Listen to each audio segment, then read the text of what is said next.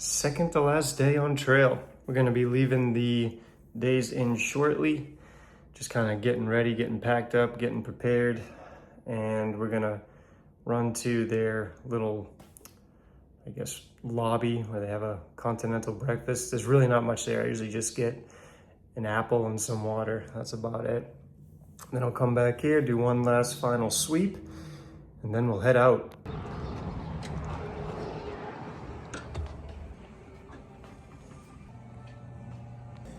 Got my apple and water there. Gonna finish this up and then we're gonna check out and hit the road. And the mileage for today is roughly 19 to maybe a 19 and a half mile day. Just walking from one hotel to the next, so there'll be no more nights camping out on trail. So I'll be walking from the Days Inn here at Navarre to the Hampton Inn in Pensacola Beach. All checked out at the Days Inn. Great place to stay. Kind of a no-frills hotel. So, you know, there's not like any special extra amenities or anything that you get. Just kind of your basic needs. But it was good enough for what I needed. And it was close to trail. So that's where we're headed. Back to Florida trail line. Over there is the Navarre Park. Beautiful little area. Benches, picnic tables, nice bayfront view. We are officially reconnected with the Florida Trail as we walk over the Navarre Causeway. Just take a look at the view. And we got the sun coming up as we walk over to Navarre Beach. This part of the bridge is a little unnerving because it turns into a grate and you can kind of see all the way down to the water. I think we're up about 50 feet above the water's surface. As you can see, this is a pretty tight pedestrian walkway. I had a runner come up going the opposite way of me, so we barely just squeezed by each other. And have made it safely across to the other side. This bridge really wasn't too long. It looks intimidating from like the park or from either side of it, but it's really not too bad. The incline isn't bad, the distance isn't bad. It does get a little bit narrow.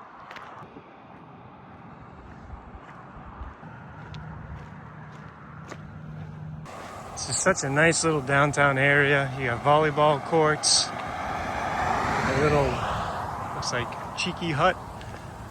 This is a place where you can rent, I think, jet skis, kayaks, etc., all the water sports. They have a stage back there. And on this side, you got a nice little bayfront access. Up over there, where those blue buildings are, is a sea turtle conservation. It's a nice little walkway that we can follow. Goes right around the Tom Thumb. I think this takes you right out to the fishing pier. And there's Andy D's restaurant right across the street. And there's also the fishing pier right over there. So if you want to see what that fishing pier is like, what it's like to walk out there, go check out my prior video where I toured the city of Navarre and Navarre Beach. I really like these townhomes that they have on the right side along this way. I could definitely see myself living there. Got a nice view of the bayside. Can't see the ocean just yet. These houses are pretty cool. They're all up on stilts, obviously, because of hurricane and flooding. But this is just a beautiful area down here. It'd be cool to rent a place here for a couple weeks or something, or maybe a month. It's a little more expensive. The space capsule has landed. So far, this section of trail reminds me of the A1A Intracoastal Causeway or walkway in South Florida, like in Boca, Delray, all the way down to Miami, where you walk along the pedestrian walkway, and you got beautiful properties to the right or left. Ocean on one side, inlet on the other.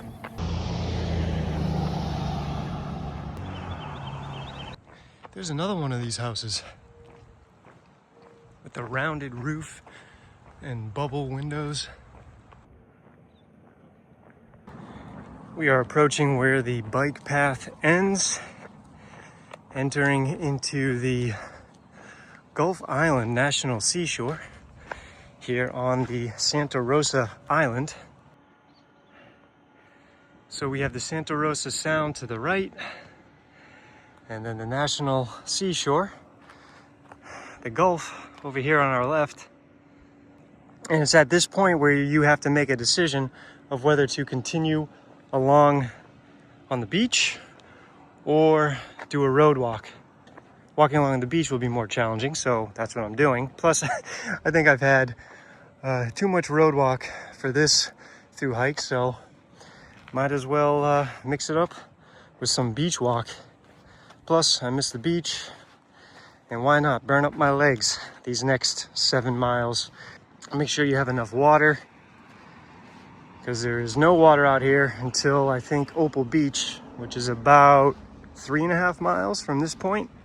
But yeah, obviously the road walk, you'd be walking along that shoulder. If you choose the beach, you got this a little bit of, it's not too bad walking in this sand. You slip a little bit here and there, but I mean, do you want to pass up this view of the turquoise ocean? Yep, the shoes are off, and we are officially going barefoot for the next 3 miles or so. So fortunately, the sand is really cool, super soft. I mean, I've already got calluses on my feet for walking the past however many miles on this damn trail. Plus, anytime I get a chance to go barefoot, I do. It's a lot better for your overall anatomy, your biomechanics, your walking gait is a lot better. There's a lot less pressure on your joints. That's why I always try to go with a 0 drop shoe as well, where there's no arch support or elevation in the heel. So walking barefoot is just better overall. It's more natural for your body.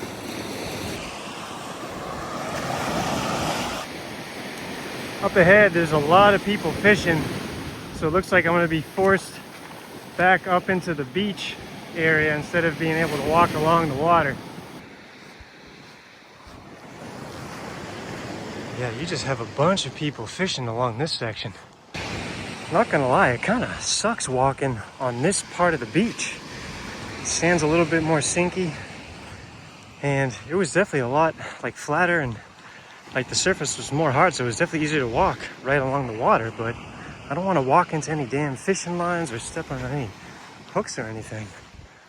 So I just stopped to talk to a few of the fishermen, and apparently it's an event going on, a fishing event for 3 days, Friday, Saturday, Sunday. And of course, you know, I'm walking this section on a Saturday, so of course I run into it.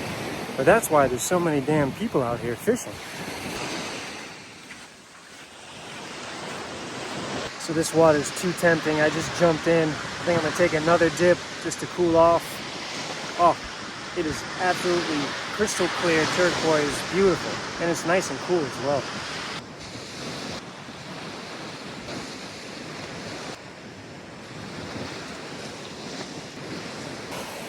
That was absolutely glorious. Needed that. Also had to go to the bathroom. This is such a nice way to finish a through hike. This is way better than finishing in Big Cypress. It looks like we have officially arrived at Opal Beach. They have a lot of these shelters with picnic tables. They got bathrooms. Actually, it looks like they have fountain water as well. Right here looks like a nice spot to rest. Eat some breakfast. It looks like they might have little cabins to rent on this beach.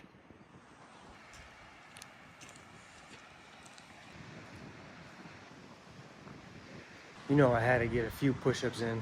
This is what I got going on for breakfast. Just a little chia pudding and some dried fruits on top. The bathrooms are super clean. There's potable water back there. What an amazing rest stop. Got to eat while peering out over into the ocean. As much as I would have liked to have stayed there longer, probably all day, I've got to move on. So I have resorted to just walking underneath these fishing lines. There's just too many people fishing. I'm not constantly going up to the right to go around them anymore. It's just a lot easier to walk along the water. And yeah, I'm just going underneath the lines. Don't care.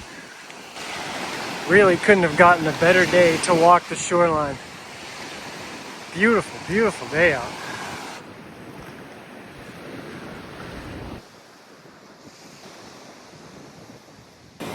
That just seemed like too good of an opportunity for a quick set of push-ups. Feeling a little crabby.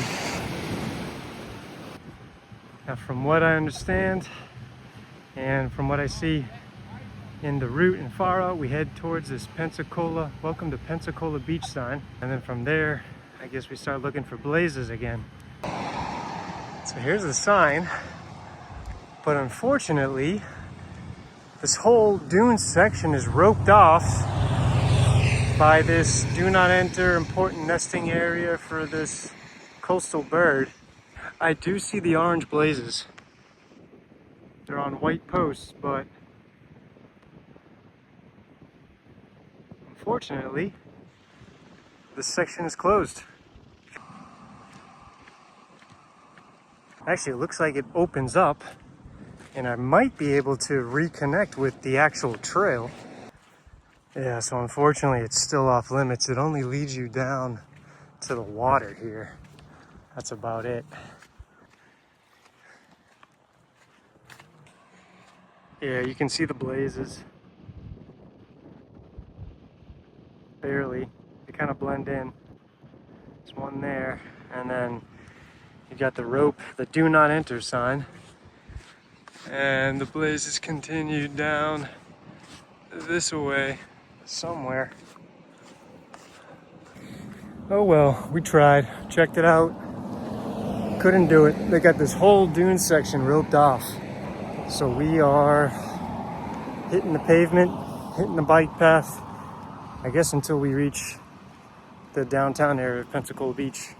I even had the sandals on, ready to go to walk through the dunes, which was actually a bad idea because there's so many darn rocks and like shells and stuff over there that it was getting in between my toes and the sandals and it hurt. So if you do get a chance to do the dune section, definitely wear your shoes. It actually looks like there's no more of those signs restricting you from the dunes area. But at this point, I'm already halfway through the alternate route and I can see the trail. It's way over there. I think I'm at the furthest point from the trail. I think the campsite is out yonder. So it just makes more sense to continue with the alternate, unfortunately. Look at these places. Actually, they're condos, the Portofino. How many multiples of millions do you think these go for? Damn, these houses are nice. This is a really popular bike path. Everyone's out today. I mean, it's such a beautiful day, I don't blame them. But you got e-bikes, you got skateboards, you got people running. We've come up to our first water station along this bike path. Yeah, it works. And they have these every so often along here in the town of Pensacola. Not the best tasting water. Ain't no spring, I'll tell you that. I miss my springs. But it's water. It'll get me to where I need to be. Local. This actually looked like a pretty sweet convenience store. So we're gonna check it out, see what they got in here to offer. Plus, I see they got some picnic tables we can rest.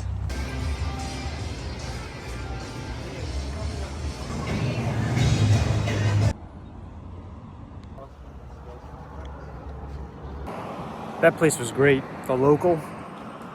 It did have coconut water. It had just a bunch of like healthy options in there, which I was really impressed by. And then they had sandwiches with sourdough bread. So that's what you saw there. Once I saw that, I was like, yep, I gotta get that. They had my Cajun turkey. They had my pepper jack cheese. So I had to stop there and eat lunch. And now we're just pushing on to like the downtown Pensacola area. I should be there in about an hour. I got about a little less than 3 miles left. So that should put me actually at perfect timing to check in at the hotel.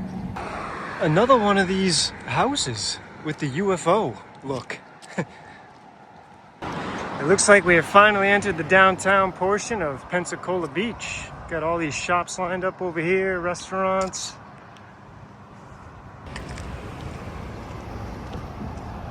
Over there is the Paradise Inn. I was actually looking at staying over there these next couple nights, but they're all booked up.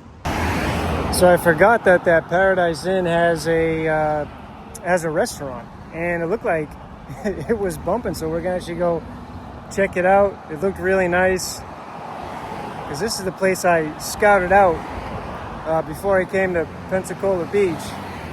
So I figured, hey, might as well check it out while we're here.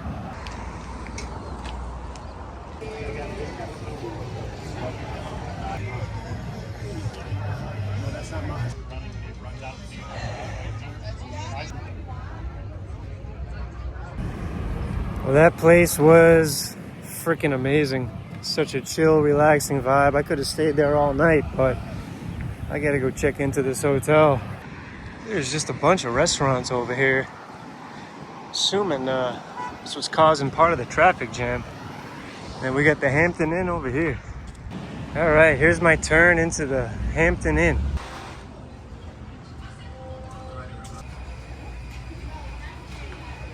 Check out this room. It's absolutely huge. We got the bathroom over here. Nice little... This is a sweet room. I'm on the first floor, so I look out right into the pool and I can see everyone.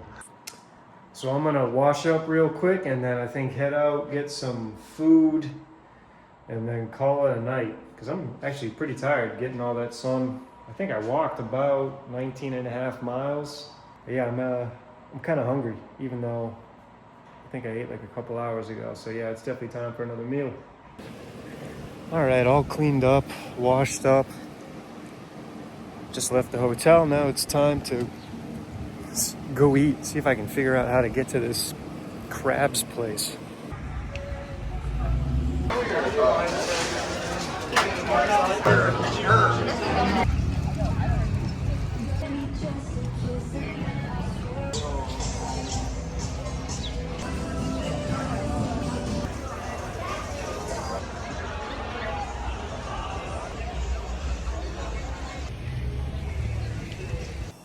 Oh, so I made it back to the room, had dinner, even picked up a little after dinner food because I'm still hungry from walking today. So I got a few snacks, got a little sub. Oh, the hiker hunger is seriously kicking in. But the good thing is I think we have a nice breakfast tomorrow morning, so we'll definitely hit that before our final 10-ish miles, I think just under 10 tomorrow. This place is busy. I thought it was gonna be more like a relaxing vibe, but it's the complete opposite. The energy's high, the frequency's high. It's like, it's pretty cool. Like it's quite the place. I'd say it's almost on the level of like Miami, Fort Lauderdale-ish. I don't know if it's just because it's the weekend, but I think I'm gonna grab a table outside on the little patio area, eat some of this food that I picked up, and then call it a night. We gotta get some sleep. We gotta be ready to go to finish this up. Thanks for watching. See you guys tomorrow morning.